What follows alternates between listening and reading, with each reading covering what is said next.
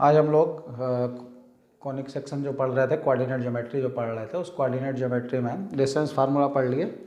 अब ये second point यहाँ स्टार्ट करने जा रहे हैं, सेक्शन फार्मूला। सेक्शन फार्मूला भी हम लोग बेसिक लेवल पे क्लास 10th में पढ़े हुए हैं। क्या चीज़ इसमें पढ़े थे वो देख लेते हैं, उसके फार्मूले का डेरिवेशन देख लेते हैं। एक आध दो पॉइंट 10th के अलावा भी इसमें आपको पढ़ना होगा। बाकी यूज़ और फार्मूले वही सेम हैं।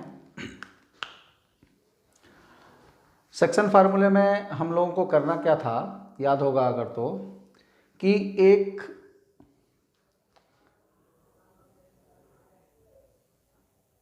लाइन पर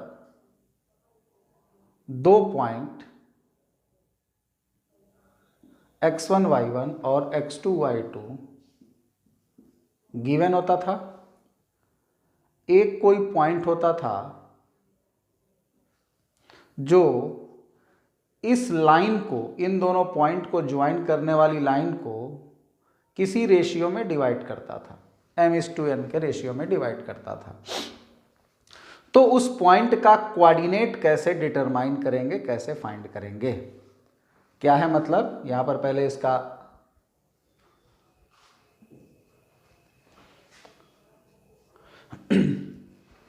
आप सब कुछ समझ लीजिए। पहले यहां पे A और B दो पॉइंट हैं, उन दोनों पॉइंट को मिलाने वाली लाइन जो AB है, उस लाइन पर एक पॉइंट है C जो A और B के बीच में है, अंदर है।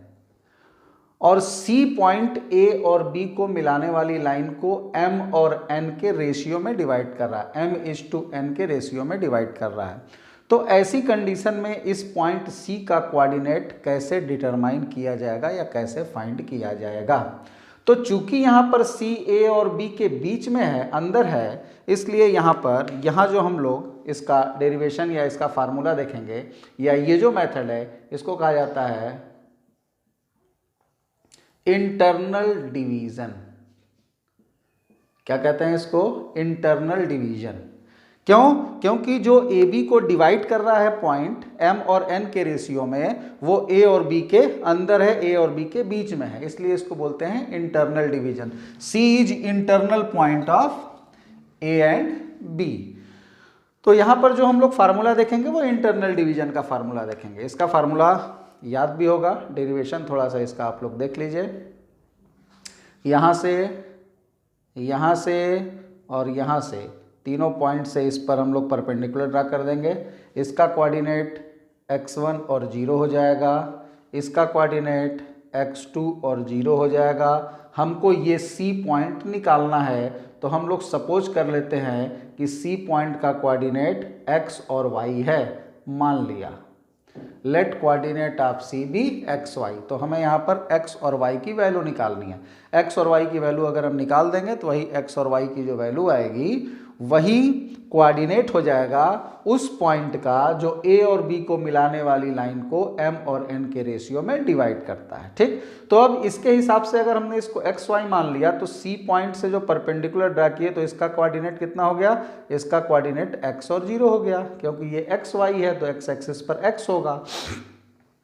अब यहां से इसको मान लो ड्रॉ कर दिया परपेंडिकुलर इस पर, यहां से इस पे परपेंडिकुलर ड्रॉ कर दिया। अब यहां से यहां तक की जो लेंथ है, ये वाली लेंथ, इस वाली लेंथ को अगर देखा जाए, हमने क्या सपोज कर रखा है? C का कोऑर्डिनेट XY। तो C का कोऑर्डिनेट अगर XY सपोज कर रखा है, तो ये लंबाई यहाँ पर जो है ये कितनी है? ये Y है। और ये लंबाई कितनी है? Y1 है। तो ये वाला जो पोर्शन होगा, ये पोर्शन क्या हो जाएगा? Y - Y1। ऐसे ही ये पूरा का पूरा पोर्शन यहाँ पर कितना है? Y2 है। और ये वाला पोर्शन यहाँ से लेकर यहाँ तक इसी y के बराबर है, तो ये y, तो ये वाला जो पोर्शन यहाँ पर हुआ ये कितना हो गया? ये हो गया Y2 - Y। ठीक, ऐसे ही यहाँ पर इस पॉइंट के कोऑर्डिनेट की, इसकी लंबाई की अगर बात करें, इसको नाम दे देते हैं थोड़ी देर के लिए, मान लो L नाम दे दिया, इसको M नाम दे दिया। तो AL की लेंथ कितनी होगी? तो यहाँ से यहाँ तक x है और ये x1 है, तो ये हो जाएगा x - x1। और यहाँ पर ये हो जाएगा तुम्हारा कितना? x2 - x। अब तुम्हारे सामने यहाँ दो ट्रेंगल्स हैं। दोनों ट्रेंगल जो यहाँ पर हैं, दोनों राइट एंगल ट्रेंगल हैं। हम लोग यहाँ इन दोनों ट्रायंगल में सिमिलरिटी यूज़ कर सकते हैं, ठीक है। दोनों ट्रायंगल यहाँ पे सिमिलर हो गए, तो यहाँ पर आप देख सकते हो कि ALC सिमिलर है किसके, CMB के। तो ये दोनों ट्रायंगल सिमिलर हो गए, और ये ट्रायंगल अगर सिमिलर हो गए तो हम यहाँ पर आपसे बता दें कि आप क्या लिख सकते हैं सिमिलरिटी वाले रूल से। तो सिमिलरिटी वाले रूल से लिख सकते हैं यहाँ पर इस साइड और इस साइड का रेशियो, इस साइड का रेशियो, और इस साइड का रेशियो क्या होगा, सेम होगा। दो ट्रायंगल अगर सिमिलर होता है तो थेल्स थ्योरम वगैरह पढ़े हुए हैं 10th में आप लोग, तो यहाँ पर हम लोग लिख सकते हैं क्या, AL/CM is equal to CL/BM is equal to AC/CB, similarity वाले से। अब AL क्या है तुम्हारा, AL दिया हुआ है x माइनस x1, CM कितना दिया हुआ है x2 माइनस x, CL कितना दिया हुआ है y माइनस y1, और BM कितना दिया हुआ है y2 माइनस y। AC कितना दिया हुआ है, तो AC दिया हुआ है m, और BC कितना दिया हुआ है, n दिया हुआ है, m और n का रेशियो है। तो यहाँ पर अब हम एक बार इसको ले लेते हैं और एक बार इसको ले लेते हैं। तो इसको जब लेंगे तो x minus x1 upon x2 minus x is equal to m/n। इसका अगर क्रॉस मल्टीप्लाई कर दिया है तो nx minus nx1 is equal to mx2 minus mx। हमको वैल्यू किसकी निकालनी है, हमको वैल्यू x की और y की वैल्यू निकालनी है। तो यहाँ पर x की वैल्यू निकालनी है तो x को एक तरफ कर लो, इसको इधर उठा ले आओ, तो हो जाएगा mx प्लस nx, और इसको इधर कर दो mx2 प्लस nx1। यहाँ से x कॉमन ले लो, x कॉमन ले लोगे तो ये हो जाएगा mx2 plus nx1 upon m plus n। ये जो m और n कॉमन में x कॉमन लेने पर m प्लस n बचा, उसको हमने इधर भेज के डिवाइड कर दिया। ये किसकी वैल्यू हो गई, ये x की वैल्यू हो गई। ऐसे ही इसको अगर साथ ले लें तो y minus y1 upon y2 minus y is equal to m/n। इसी तरीके से इसको भी अगर क्रॉस मल्टीप्लाई करके y की वैल्यू निकाली जाए तो यहाँ y की वैल्यू हो जाएगी my2 plus ny1 upon m plus n। यानी c का जो कोऑर्डिनेट है जिसको हमने x y मान रखा था, अब वो कोऑर्डिनेट क्या हो गया, तो x की वैल्यू कितनी आ गई, mx2 plus nx1 upon m plus n, और my2 plus ny1 upon m plus n। ये हो गया फार्मूला, और ये फार्मूला आप लोग निश्चित तौर पे क्लास 10th में कोऑर्डिनेट ज्योमेट्री में पढ़े होंगे। ये जो फार्मूला था ये किसका फार्मूला है, इंटरनल डिवीजन का फार्मूला है। यानी अगर A और B दो पॉइंट हैं, उनको मिलाने वाली लाइन को कोई पॉइंट C M और N के रेशियो में इंटरनली डिवाइड करता है, तब उस C पॉइंट का कोऑर्डिनेट निकालने का ये प्रोसेस होता है। यहाँ पर हम लिख देते हैं, if A x1 y1 B x2 y2 are 2 points and a point C divides the line segment joining AB in ratio m:n, then coordinate of C will be, C का कोऑर्डिनेट क्या हो जाएगा, ये हो जाएगा, यहाँ ऊपर लिखा हुआ है। तो दो पॉइंट को मिलाने वाली लाइन को अगर कोई पॉइंट इंटरनली डिवाइड करता है, ठीक है, किस रेशियो में, इंटरनल वर्ड यहाँ पर इंपॉर्टेंट है, ए और बी को मिलाने वाली लाइन को डिवाइड करता है line segment joining A B ratio m:n। m:n क्या, यहाँ पर एक चीज लिख लेना, इंटरनली इंटरनल डिवीजन होना चाहिए, यानी सी पॉइंट अंदर होना चाहिए, तो उस कंडीशन में ये फार्मूला आएगा। और इसी फार्मूले से हम लोगों ने 10th में काफ़ी क्वेश्चन भी कर रखे हैं। जैसे इसको मिटाते हैं,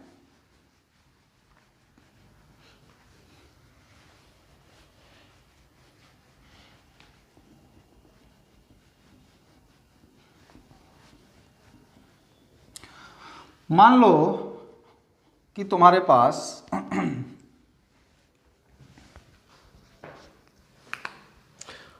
एक पॉइंट है 2 - 4, एक पॉइंट है 3 6। इन दोनों पॉइंट को मिलाने वाली लाइन को एक पॉइंट किस रेशियो में डिवाइड करता है? 3:2 के रेशियो में डिवाइड करता है। मतलब ये कि AC /CB = 3:2। ए और बी को मिलाने वाली लाइन को एक पॉइंट C 3 और 2 के रेशियो में डिवाइड करता है। तब ऐसी सिचुएशन में C का कोऑर्डिनेट क्या होगा? इस पॉइंट C का कोऑर्डिनेट क्या होगा? तो यहाँ पर देखो, इसको पूरे उस फार्मूले में अगर अप्लाई किया जाए तो ये m की वैल्यू हो गई, ये n की वैल्यू हो गई, ये x1 y1 की वैल्यू हो गई, ये x2 y2 की वैल्यू हो गई। यहाँ पर अब हम लोगों को क्या चाहिए? फार्मूला क्या है? m के साथ x2, इस m के साथ ये वाला x2, तो क्या हो जाएगा? 3 × 3 प्लस nx1, n के साथ लेना है क्या? x1, n की वैल्यू 2 है और x1 की वैल्यू भी 2 है, तो कितना हो गया? 2 × 2 और डिवाइडेड बाई क्या है? m + n, m की वैल्यू 3 है और n की वैल्यू 2 है, तो 3 + 2, ये क्या हो गया? ये C का एब्सीसा हो गया। अब सेकंड वाला क्या है? y कोऑर्डिनेट कैसे होगा? देखो my2, अब m के साथ y2 लेना है, यानी 3 × y2 की वैल्यू 6 है, 3 × 6 प्लस n के साथ y1 लेना है, यानी 2 × -4 अपॉन m + n, यानी 3 + 2। तो ये कितना हो गया कोऑर्डिनेट? ये हो गया 9 और ये हो गया 4, तो 9 और 4 हो गया 13/5, और यहाँ पर ये हो गया 18 और ये हो गया -8, तो 18 - 8 कितना हो गया? 10/5। तो इसको हम लोग क्या लिख सकते हैं? 13/5, और 10/5 को कैंसिल करके क्या लिख सकते हैं? 2। तो इस पॉइंट C का कोऑर्डिनेट कितना हो जाएगा? 13/5 और 2, यानी 13/5 और 2 इस पॉइंट का कोऑर्डिनेट है, उस पॉइंट का कोऑर्डिनेट है जो 2 - 4 और 3 6 को मिलाने वाली लाइन को 3:2 के रेशियो में डिवाइड करता है। तो इस तरीके से हम लोग इंटरनल डिवीजन से दो पॉइंट को मिलाने वाली लाइन को अगर कोई पॉइंट किसी गिवन रेशियो में इंटरनली डिवाइड कर रहा है तो डिटरमाइन कर सकते हैं। ठीक, अब यहां पर एक चीज और आपको एक्स्ट्रा भी जाननी है। एक्सटर्नल डिवीजन के लिए क्लास 10th में एक्सटर्नल डिवीजन शायद नहीं था आपका, तो एक्सटर्नल डिवीजन में यहां पर आपको कुछ नहीं करना है, डेरिवेशन बिल्कुल वैसा ही है। यहां पर खाली आपको ध्यान क्या रखना है कि पॉइंट C जो यहां पर A और B के बीच में है, वही पॉइंट C यहां पर आपके A और B के बाहर चला जाएगा। यानी एक्सटर्नल डिवीजन की अगर बात करें, इसका नेक्स्ट पॉइंट सेक्शन फार्मूला में एक्सटर्नल डिवीजन, यानी अब की बार क्या होगा? अब की बार तुम्हारे पास एक पॉइंट होगा x1 y1, B एक पॉइंट होगा x2 y2, और C पॉइंट जो होगा वो इस AB को डिवाइड कर रहा होगा दो पार्ट में, लेकिन वो इंटरनल डिवीजन नहीं होगा, एक्सटर्नल डिवीजन होगा। यानी जो C पॉइंट होगा वो कहीं बाहर होगा, यहां पर होगा, और ये C पॉइंट इस AB को डिवाइड कर रहा है एक्सटर्नली, किस रेशियो में? m/n के रेशियो में। ये डायग्राम ध्यान रखना कैसे लिखते हैं, ठीक है? रेशियो क्या है? तो C क्या कर रहा है? AB को डिवाइड कर रहा है, किस रेशियो में? m/n के रेशियो में। C divides AB, in ratio m/n externally. तो इसका मतलब क्या होता है लैंग्वेज के हिसाब से, AC is to CB is equal to m/n लिखेंगे वही लैंग्वेज। समझिए, अगर बोल देता कि C BA को डिवाइड कर रहा है m/n में, C BA को डिवाइड कर रहा है m/n में, तो वहां पर ये चीज उल्टा हो जाता। और यहां अगर बोल दे कि C AB को डिवाइड कर रहा है m/n में, इसका मतलब AB में A पहले आया तो AC इज टू CB, और BC बोलता तो BC इज टू AC लिखते हैं। ठीक है, तो यहां पर इस चीज को ध्यान रखिएगा। अब यहां जब C के कोऑर्डिनेट की बात करेंगे तो एक्सटर्नल डिवीजन में जो C का कोऑर्डिनेट होता है वो ध्यान रखना, याद कैसे रखेंगे, इसका भी डेरिवेशन उसी तरीके से आप कर सकते हो। इसका कोऑर्डिनेट मान करके हम दिखा भी देते हैं थोड़ा सा। ये तुम्हारा मान लो XY हो गया, सपोज कर लिया, जैसे वहाँ C का कोऑर्डिनेट XY सपोज किए थे तो इसका भी कोऑर्डिनेट XY सपोज कर लिए। इसका भी डायग्राम वैसे ही बना लो। यहाँ से अब इस पे परपेंडिकुलर ड्रा कर लो, ये x1 0 हो गया। यहाँ से इस पर परपेंडिकुलर ड्रा कर लो, ये x2 0 हो गया। यहाँ से इस पर परपेंडिकुलर ड्रा कर लो, ये x 0 हो गया। उसी तरीके से यहाँ पर भी इस तरीके से ड्रॉ कर लो, 90 डिग्री 90 डिग्री, इसको L मान लिया, इसको M मान लिया। यहाँ पर भी ये दोनों ट्रेंगल कैसे हो गए, सिमिलर हो गए। ठीक है, ये दोनों ट्रेंगल यहाँ पर भी सिमिलर हो गए। ठीक, लेकिन यहाँ पर एक प्रॉब्लम आप देखो जो आ रही है, यहाँ पर एक जो प्रॉब्लम तुमको दिखाई दे रही है कि इस ट्रेंगल और इस ट्रेंगल की अगर हम बात करते हैं फिलहाल, तो तुम्हें प्रॉब्लम क्या है कि ये लेंथ तो मान लो तुमको पता है कि x2 माइनस x1 लिख दोगे, ये लेंथ मान लो x माइनस x1 लिख दोगे, इसकी भी लेंथ आ जाएगी, इसकी भी लेंथ। लेकिन ये जो AC है ना, ये ट्रेवल करेगा। वहां पर देखो AC कैसा था, वहां जो AC था वो AC और CB दोनों ट्रेंगल में इन्वॉल्व थे। वहां पर फिगर और यहाँ पे फिगर में देखो डिफरेंस क्या था, वहां C यहाँ था तो वहां पर ये M था और ये N था, तो इसकी लेंथ हमको अलग से पता थी, इसकी लेंथ अलग से पता थी। यहाँ पर हमको इसकी लेंथ अलग से पता नहीं है, ये तो पता है कि N है, लेकिन ये पूरा यहाँ से लेकर यहाँ तक M दे दिया है। तो अब हम लोग अपनी सुविधा के लिए एक काम यहाँ पर ये करते हैं कि ये जो हम लोग यहाँ पे ट्रेंगल बना रहे हैं, हम लोग ट्रेंगल अगर ऐसे कर लें तो क्या दिक्कत है।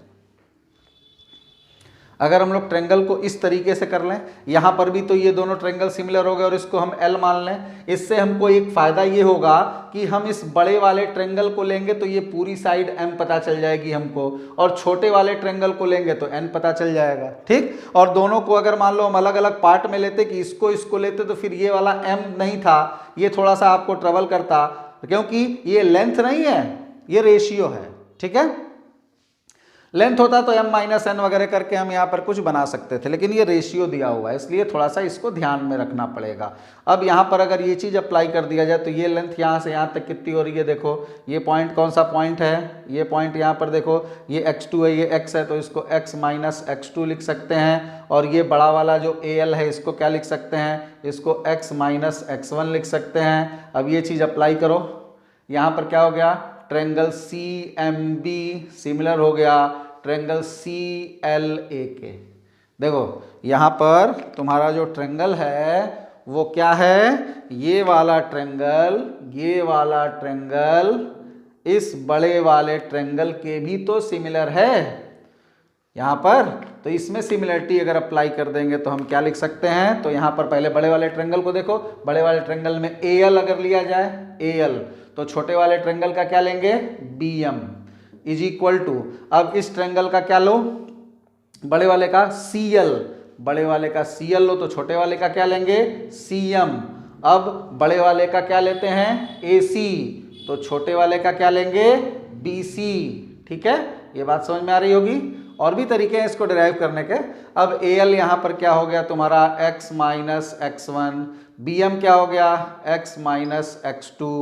ठीक है, यहाँ पर CL क्या हो गया CL, C से L की लंबाई अगर पूछी जाए कितनी होगी, तो C का कोऑर्डिनेट कितना, ये टोटल लंबाई कितनी है y, और ये लंबाई कितनी है, देखो यहाँ पर ये वाली लंबाई जितनी होगी उतनी ये भी लंबाई होगी, ये लंबाई कितनी है y1, तो ये भी लेंथ कितनी होगी y1, टोटल y है, y में से y1 घट गया।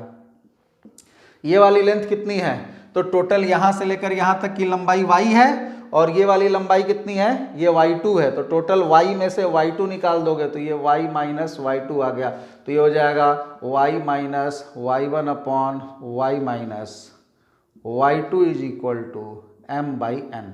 अब फिर सिमिलरली इसका अगर आप यूज़ करके x और y की वैल्यू निकालते हो तो क्या मिलेगी वैल्यू हम बताते हैं। x की वैल्यू आएगी mx2 minus nx1 upon m-n और y की वैल्यू आएगी my2 minus ny1 upon m-n। तो C पॉइंट का जो कोऑर्डिनेट हो गया वो क्या हो गया, mx2 minus nx1 upon m-n और my2 minus ny1 upon m-n। ये C का कोऑर्डिनेट हुआ।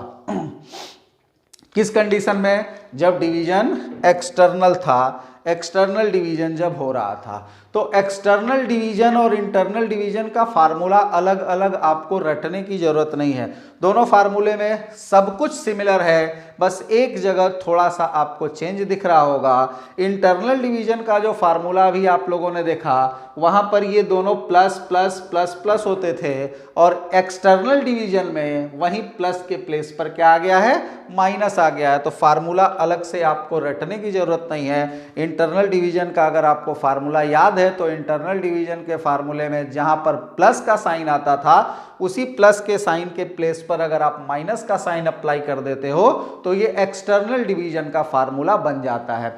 और एक्सटर्नल डिवीजन कब यूज करना है वो भी हमने बता दिया। अगर दो पॉइंट को मिलाने वाली लाइन को कोई पॉइंट एक्सटर्नली डिवाइड कर रहा हो, माने बाहर जाकर के डिवाइड कर रहा हो किसी रेशियो में, तो वहां पर एक्सटर्नल डिवीजन यूज किया जाएगा। देखो यहां C डिवाइड कर रहा है AB को और C AB के बाहर है, ठीक है, तो यहां पर हम लोग बोलते हैं एक्सटर्नल डिवीजन। और इसके पहले वाले में AB के बीच में C था तो उसको क्या बोल रहे थे, इंटरनल डिवीजन। तो ये दोनों में डिफरेंस होता है, इसको ध्यान में रखिएगा। और फार्मूला भी आपको रटने की अलग से जरूरत नहीं है, इंटरनल आपको याद है, केवल उसमें प्लस के प्लेस पे माइनस कर देना है तो एक्सटर्नल डिवीजन आ जाएगा, ठीक है। डेरिवेशंस वगैरह भी नोट करते रहिए, हालांकि यही पॉइंट ऑफ व्यू से डेरिवेशन आपको एग्जाम में करने के लिए नहीं आने वाला है, ना तो स्कूल में ही आपके डेरिवेशन पूछा जाएगा, फिर भी हर फार्मूले को डिराइव करके और समझाते हुए चला जाएगा ताकि किसी भी तरीके की कोई प्रॉब्लम आपको ना आए। अब हम लोग बात करेंगे इंटरनल और एक्सटर्नल डिवीजन, जो हम लोग सेक्शन फार्मूला पढ़े इसके प्रॉपर्टी की, जो हम लोग क्लास 10th में कुछ क्वेश्चंस किए भी थे, उन सभी क्वेश्चंस को प्रॉपर्टी वाइज हम लोग यहाँ पर इजी वे में सॉल्व करने को सीखेंगे। तो यहाँ पर थोड़ा सा रिमार्क उस पर चर्चा करते हैं। हमने पहले भी बोल रखा है कि हम हर यूनिट हर टॉपिक में रिमार्क लिखवाएंगे, और वो रिमार्क कैसा होगा, क्वेश्चन को सिंपलेस्ट फॉर्म में सॉल्व करने का तरीका, ठीक है। किसी क्वेश्चन में आप यूज करके क्वेश्चन को जल्दी से सॉल्व कर सकते हैं, शॉर्ट ट्रिक्स जिसको आप लोग बोलते हैं। लेकिन कभी भी हम जो बोलेंगे आपको कि किसी भी टॉपिक का बेसिक पकड़ने की कोशिश करो, ठीक है। अगर आपको बेसिक नहीं मालूम होगा, आप डायरेक्ट केवल शॉर्ट ट्रिक के साथ अगर जाएंगे तो जेईई एडवांस में बहुत अच्छे अच्छे क्वेश्चन जो उलझाने वाले आते हैं वहां आपको ट्रबल होगी।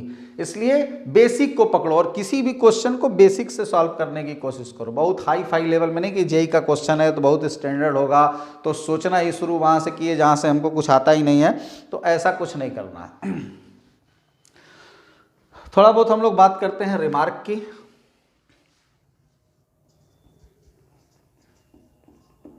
सेक्शन फार्मूले के लिए रिमार्क्स बताए जा रहे हैं। सबसे पहले फर्स्ट रिमार्क, इफ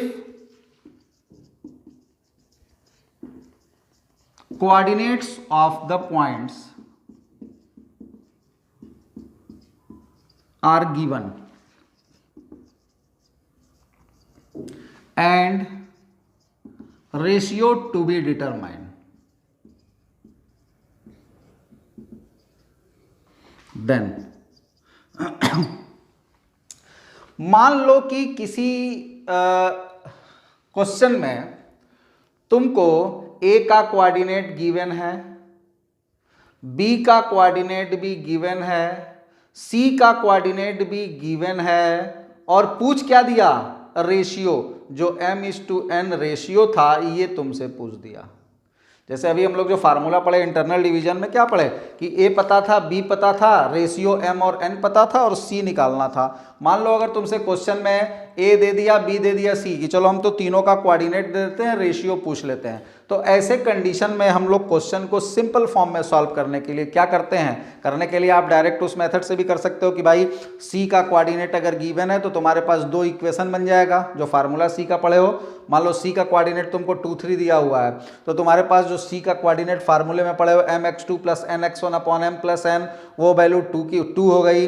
इसका कोऑर्डिनेट अगर 2 3 है तो, और सेकंड वाला जो y कोऑर्डिनेट है वो 3 के बराबर हो गया। दोनों इक्वेशन को सॉल्व करोगे, सॉल्व करके m और n की वैल्यू आ जाएगी, बट वो लेंदी प्रोसेस है। इसके लिए करते क्या है, किसी भी क्वेश्चन में ऐसे अगर हमसे रेशियो पूछ दे, रेशियो टू बी डिटरमाइन, तो हम लोग करते क्या है, then take the ratio as λ/1 या k/1।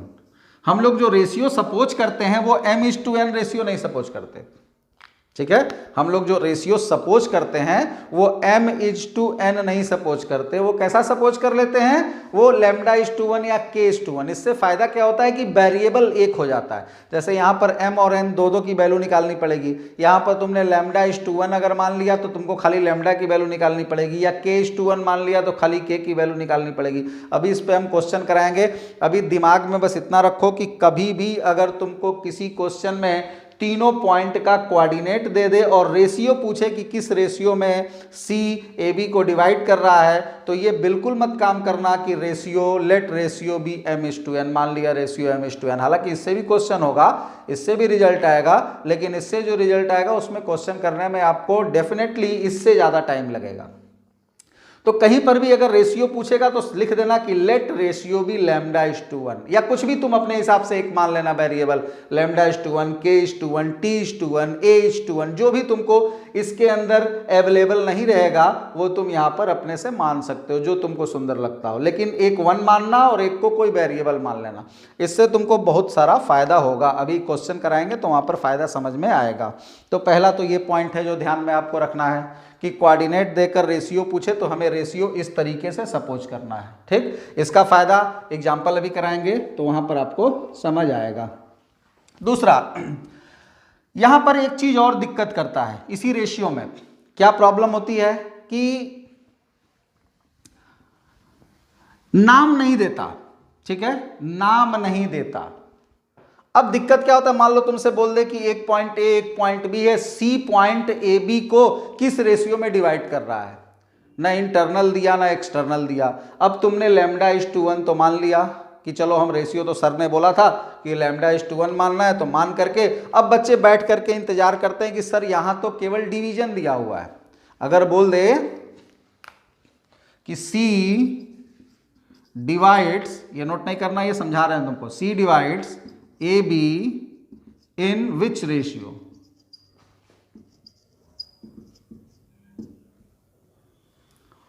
क्वेश्चन है। सी कोऑर्डिनेट दिया है, ए बी कोऑर्डिनेट दिया है, ए और बी का, और बोल रहा है कि सी ए बी को किस रेशियो में डिवाइड कर रहा है।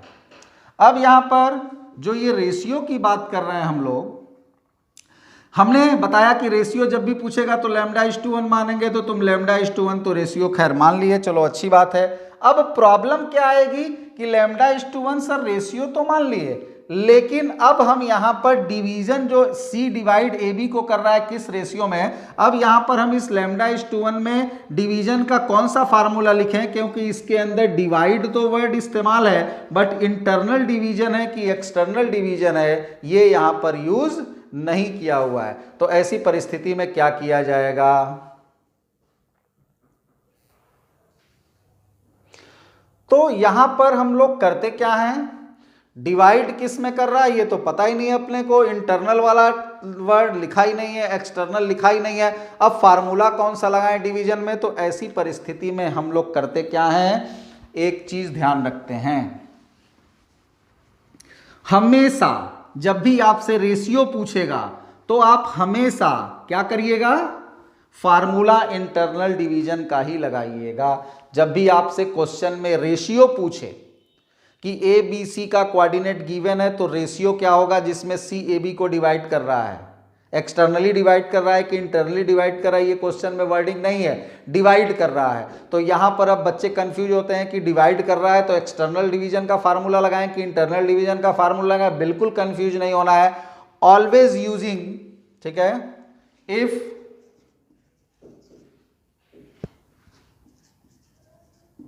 ratio to be determined then always using internal division formula.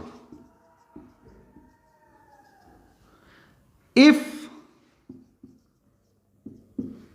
ratio is positive then actually internal division. If ratio is negative then external division. तो ये क्या लिखा हुआ है इसको पहले समझाते हैं।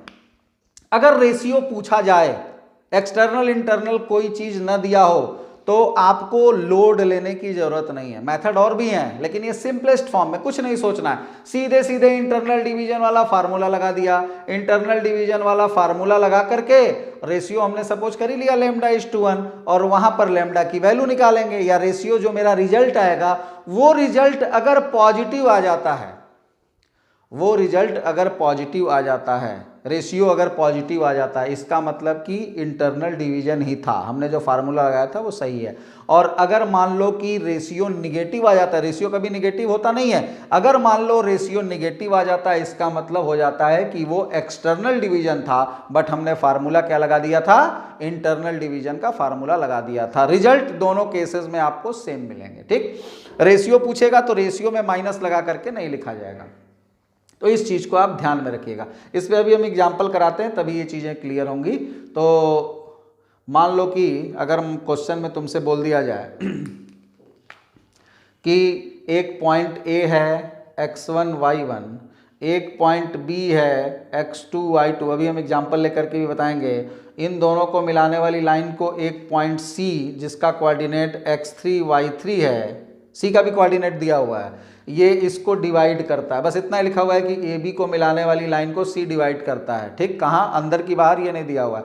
तो बताओ कि सी ए बी को किस रेशियो में डिवाइड कर रहा है। तो सी ए बी को किस रेशियो में डिवाइड कर रहा है, तो यहाँ पर हम लोग कैसे करेंगे, ये दिया हुआ है C B in which ratio C divides A B. ठीक है, सी ए बी को किस रेशियो में डिवाइड करेगा। तो अब हम लोग मान लेंगे लेट λ/1 के रेशियो में डिवाइड करेगा। अभी हमने बताया, मान लेंगे किस रेशियो में डिवाइड कर रहा है, λ/1 के रेशियो में डिवाइड कर रहा है। तो अब ए और बी को मिलाने वाली लाइन को सी किस रेशियो में डिवाइड कर रहा है, λ/1 में। तो तुम्हारे हिसाब से क्या कोऑर्डिनेट होना चाहिए। हमने अभी क्या बोला कि इंटरनल एक्सटर्नल तो दिया नहीं है, तो हम कौन सा फार्मूला लगाएंगे, इंटरनल का। तो हम यहाँ ए बी को एक पॉइंट सी λ/1 के रेशियो में डिवाइड कर रहा है, यही काम करेंगे। अब बोलोगे सर आपको कैसे पता कि सी अंदर है। हमने बोला कि अंदर हो या बाहर, आप हमेशा अंदर ही लेना। ठीक, ये अंदर होगा या बाहर होगा ये बाद में खुद डिसाइड कर देगा। तो इस रूल से सी का कोऑर्डिनेट क्या होना चाहिए, सी का कोऑर्डिनेट अगर फार्मूले से देखा जाए तो क्या होता है, हमने यहाँ पर पढ़ रखा था ना, ये m था, ये क्या था, n था, तो mx2 फार्मूला देखो क्या था, mx2, तो m की वैल्यू कितनी है, लैम्डा, तो λ/x2 प्लस nx1, तो n की वैल्यू 1 है, x1 अपॉन λ+1 और λ/y2 प्लस y1 अपॉन λ+1। ये सी का कोऑर्डिनेट हमने निकाला लैम्डा और 1 रेशियो मानकर। और क्वेश्चन में क्या दिया हुआ है, ये भी तो गिवन है, क्वेश्चन में दिया हुआ है, क्या दिया हुआ है कि ये वैल्यू x3 और y3 के बराबर है। अब तुम इसको उठा करके x3 के साथ सॉल्व कर दो या इसको इसके साथ सॉल्व कर दो, कोई एक ही सॉल्व करना पड़ेगा। यहीं पर अगर रेशियो तुम m/n माने होते तो क्या करना पड़ता, m और n दो वेरिएबल निकालना पड़ता, इसलिए दोनों को सॉल्व करना पड़ता। λ/1 मानने से यही फायदा हुआ कि तुम इसको बराबर लेके सॉल्व कर दो, तो λ/x2 plus x1 upon λ+1 is equal to x3। इसका पहला इसके पहले के बराबर होगा, दूसरा दूसरे के बराबर होगा। इसको सॉल्व करके लैम्डा की वैल्यू निकालो तो क्या हो जाएगा, λ/x2 x3 plus x1 x3 बराबर, सॉरी क्रॉस मल्टीप्लाई कर रहे हैं, lambda x2 plus x1 is equal to lambda x3 plus x3। ठीक, लैम्डा की वैल्यू निकालनी, इधर कर लिया lambda x3 minus x2 minus x3 common ले लिया और ये इधर चला गया x3 माइनस x1। अब यहाँ लैम्डा की वैल्यू कितनी हो गई, x3 minus x1 upon x2 minus x3। ये लैम्डा की वैल्यू आई। हमारा रेशियो क्या था, लैम्डा इज टू 1, तो ये क्या लिखा है, लैम्डा बाई 1 लिखा हुआ है। तो लैम्डा तो खुद लैम्डा इज टू 1 है, तो यहाँ पर लैम्डा इज टू 1 की वैल्यू क्या हो जाएगी, lambda is to 1 is equal to x3 minus x1 is to x2 minus x3। यही रेशियो तुम्हारा होगा जिसमें इस पॉइंट, ये पॉइंट सी इन दोनों को डिवाइड कर रहा होगा। अब क्वेश्चन यहां पर एराइज होगा कि सर हमने इंटरनल डिवीजन का फार्मूला लगाया था, इंटरनली डिवाइड कर रहा था कि एक्सटर्नली, हमको पता कैसे चलेगा, यहीं से पता चल जाएगा। ये जो लैम्डा की वैल्यू यहां पर आई, अगर ये लैम्डा की वैल्यू, ये रिजल्ट अगर तुम्हारा पॉजिटिव आता है, इफ पॉजिटिव, इसका मतलब देन इंटरनल डिवीजन, और इफ निगेटिव तब एक्सटर्नल डिवीजन। यहीं पर लैम्डा की वैल्यू ये डिसाइड करेगी कि वास्तव में इंटरनल डिवीजन हो रहा था या एक्सटर्नल डिवीजन हो रहा था। तो अगर ये लैम्डा पॉजिटिव आया तो इसका मतलब हाँ वास्तव में इंटरनल डिवीजन हो रहा था, और लैम्डा अगर निगेटिव आया तो क्या हो रहा था, एक्सटर्नल डिवीजन हो रहा था। तो इसके हिसाब से हम लोग एक्सटर्नल और इंटरनल पे डिफरेंस यहां क्वेश्चन करने के बाद प्रोड्यूस कर सकते हैं। ठीक है, तो आगे हम लोग और इस पे रिमार्क पे बात करेंगे, पहले हम लोग इस पे कुछ एग्जांपल करते हैं ताकि और क्लियरिटी हो जाए, फिर आगे बात करते हैं। Thank you.